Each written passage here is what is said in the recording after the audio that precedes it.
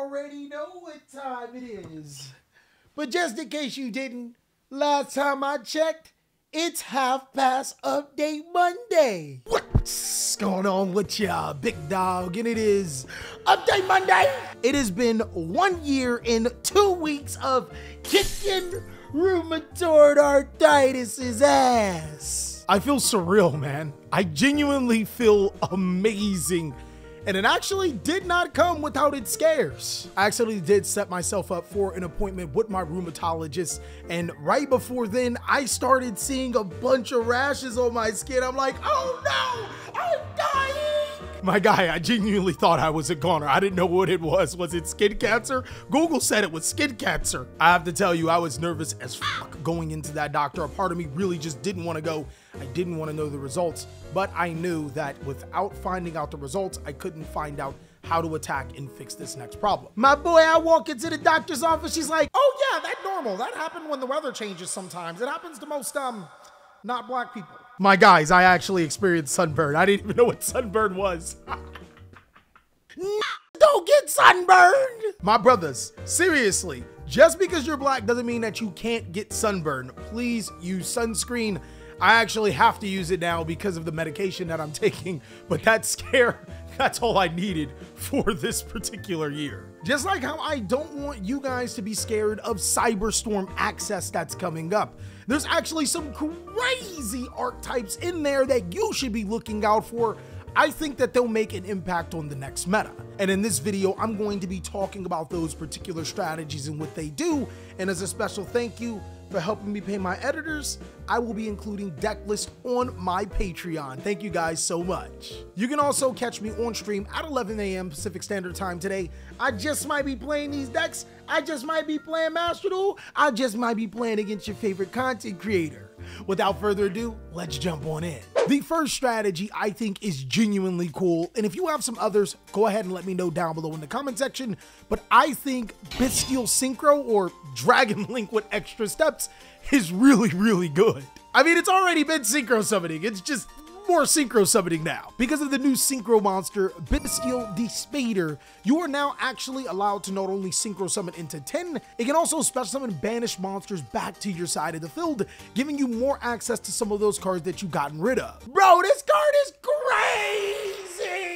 On top of that, Despater can displace either player's other banished cards to be able to destroy a monster or negate a monster effect. Despater is actually incredible and completely changes how Dragon Link wants to play, as now it can set up more boards consistently and recur its light and dark dragons back to the graveyard or deck. But there's actually another card that is even more cracked when the game just gets a little bit out of hand. The new monster in Chaos Angel is it's a reason why we're calling it Synchro Dragons now. Chaos Angel is an absolute god card that can be synchro summoned with no tuners if you're using light and dark monsters. My guy, what is this? What is this? First Hockley Fabrics requiring tuners but no levels. Now this card requiring monsters but no tuners. It's a link monster. It's a white link monster. On top of its ease to summon and its huge attack, when it is special summon, it gets to banish a card, but those are not the best effects. Depending on which attributes that you use for this card synchro summon, it gains effects. If it's used by light monsters, your synchro monsters are unaffected by your opponent's activated monster effects, and if you use dark monsters, your monsters can't be destroyed by battle. Your monsters can't be Wait, what? Hold on, wait, hold on, wait, hold on. This is probably one of the most busted synchro monsters that Konami has ever made in the history of Yu-Gi-Oh! And Dragon Link easily can summon this card, making me consider it as one of the next decks to be able to dominate the Yu-Gi-Oh! Meta. But the cool thing about Cyberstorm Access is that dragons aren't the only strategy to receive some insane support. I gotta say that Super Heavy Samurai is better than it has ever been in the history of Yu-Gi-Oh! My guys, you like FTKs? You like hand loops? This deck has it all! Super Heavy Samurai genuinely accentuates that Pendulums was 100% a mistake, because it does have the ability to make multiple different types of FTKs and hand loops to completely make Yu-Gi-Oh! Boring. But the cool thing about it is that even if Konami does address those particular situations, the deck is extremely powerful thanks to some new cards. Spearheaded by Super Heavy Samurai Prodigy Wukashi, which allows you to be able to summon itself to the side of the field and place a different pendulum scale, and can also discard to special summon a Super Heavy Samurai monster from the deck.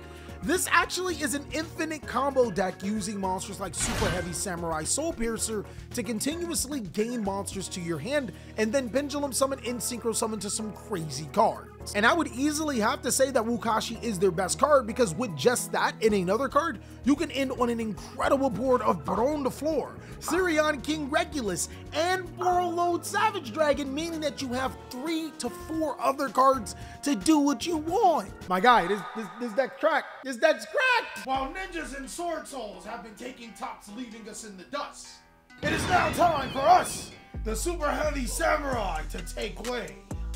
For everybody that has left us behind, hold on, cookie break. For everybody that has left us behind, soon, Super Heavy Samurai will reign supreme. Now, if you're looking for an introductory archetype from Cyberstorm Access, I would easily have to point you to Mana Domes. This deck is insane, my guys. Mana Dome is a strategy built on being able to destroy your monsters on your side of the field to be able to summon themselves, and then some of the monsters, when destroyed, allows you to special summon other copies of themselves from the deck to the side of the field. Of course, it fits the Visa Starfrost lore, so 15-21 monsters are of ease, and this deck actually gains advantage the more 15-21 monsters that you summon to your side of the field. What's 15-21? My guy, is it just their attack and defense? Look at all of the other Visa Starfrost lore. Kashchira, Tearlaments, and Scareclaw all have a monster that is 1500 attack and 2100 defense. This deck kind of ties those monsters together, but really when I say ties those monsters together, I really mean just Scareclaw. And this is because the Scareclaw engine is just so powerful and isn't as restrictive as the other two archetypes. Scareclaw right card gives you Scareclaw Rival, which can summon right card back to your side of the field, and then also allows you to gain access into Permanent Planet Reichphobia, which can destroy cards on your opponent's side of the field if there are 3 monsters on the field in defense position. What I like about the Mana Dome monster is that there is an endless amount of potential for this deck. While it is a synchro-focused heavy deck, Links, Fusions, and Exceeds are not off the table. Hell, I've even seen builds play Elemental Hero Prisma because Visa Starfrost lore. My brother in Christ, because of the new vicious Astral Fusion monster, sending Visa Starfrost from your deck to the graveyard can actually get you into full Scareclaw combo and synchro summon into some of the most powerful cards. This deck is actually cracked, taking full advantage of Visa Starfrost, something that the other Visa's lore cards could not do, and the boards it makes, phenomenal. And lastly, a strategy that I think is going to have a huge impact in the next Yu-Gi-Oh meta is a deck that I actually overlooked when it first came out. To be fair though, the Pearly archetype looked ridiculously underwhelming, but with the new support in Cyberstorm Access, it becomes a way better deck. And for the people that don't know exactly how Pearly works, allow me to quickly explain. It's pretty much just Sky Strikers and Zodiacs combined. My guy, what? Both of them?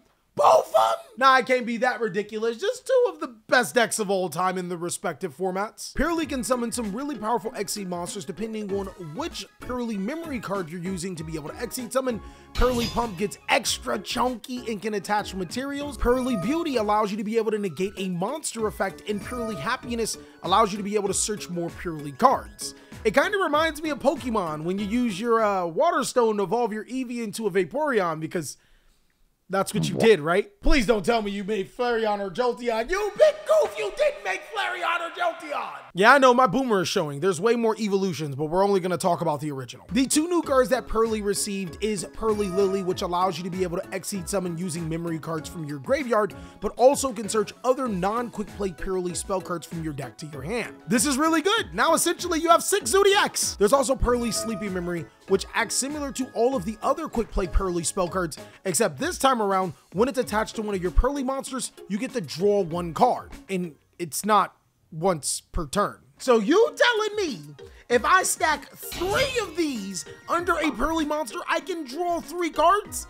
and then use Pearly Leap to Exceed summon it to Noor and draw 3 more cards? Yep, that's exactly how the deck works. I think players are going to have a warm welcome for the Pearly archetype, as it is incredibly fun to play and really solid as a Yu-Gi-Oh deck overall. But if you guys have any other decks, I'm really excited to be able to hear them. I'm actually planning on making a tier list using all of the strategies from the Cyberstorm Access deck and ranking them on how powerful I think that they'll be.